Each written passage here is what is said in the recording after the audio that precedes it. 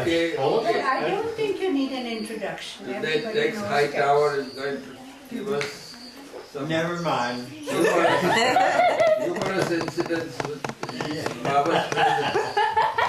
Anyway, you came to hear Meherazad, but you got me. That's the way life is, kids.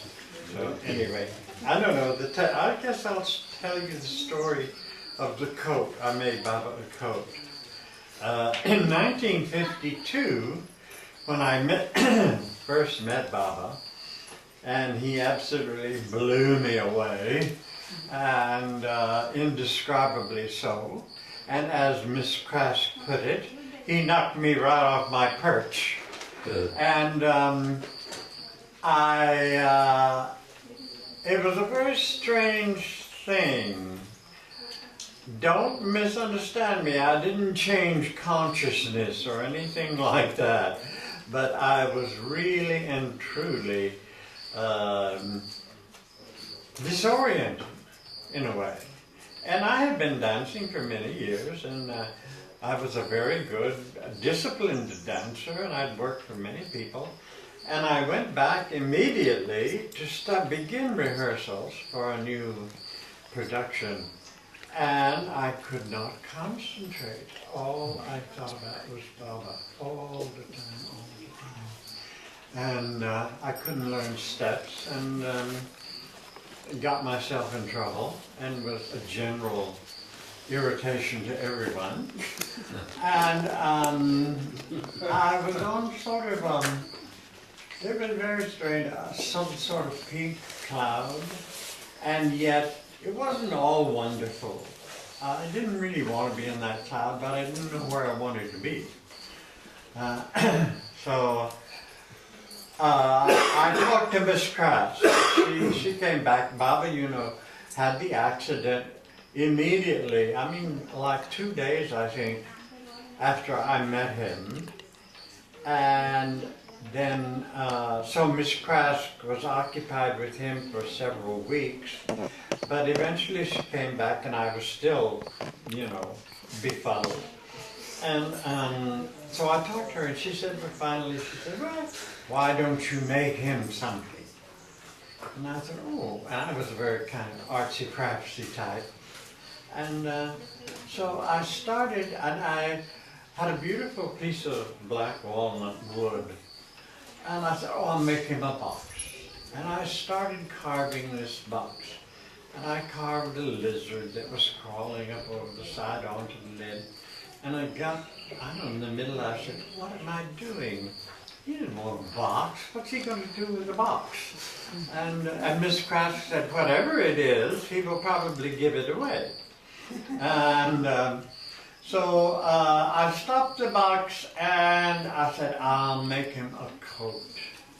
And the Nehru jacket in America was very popular at that time.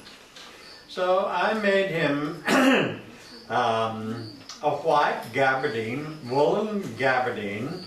We could get wonderful fabrics in those days. Most of them came from England. Certainly all the best wools came from England. And so I made him a white gabardine jacket. And I didn't know what size to make, because as far as I was concerned, he could have been 12 feet tall or a midget. Baba was so, he was such a shock to me that I didn't know what size he was. And I said to Miss Kress, I said, what size is he? And she said, he's about your size. And it was true. He was about my size then. And so I made him this jacket and didn't know what to do with it. And then he announced that he was going to be passing through New York. He had been recuperating, I think I've got this right, he had been recuperating at Harmon-on-Hudson for some weeks. And he was on his way, I believe, to Myrtle Beach. And he was going to see people one day. And it happened to be exactly 2 months after the day I met him. I don't remember the dates, but I do remember there was exactly 2 months since I first met him. So I thought, oh boy, it's going to be great. I'm going to get another shot of that whatever it was, he did. And we were to meet him in Ivy Deuce's apartment, in Des Artistes apartment, a very famous building in New York. And it was hot, it was July something, and very, very hot. And when I first saw Baba, he was this magical, unearthly creature. And I saw him after that, in more sensible state of mind, and he was the same way. But this time I thought I would see him again as I saw him the first time. But Miss Crask was standing at the door very severely and said, "You're to ask no questions." And so, okay, that's fine with me. People ask me sometimes, "Did you ask? What are you going to ask Baba, if you don't mind my asking you? Just what would you ask Baba?" I never even it never crossed my mind.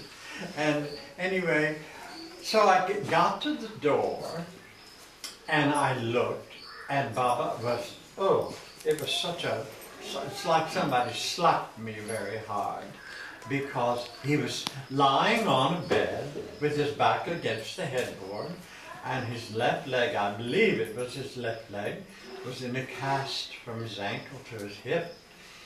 And he looked very hot and very uncomfortable. He's sort of gray, and his hair, which was down, was sort of sweaty and straggly. Not at all the magical creature I had seen before.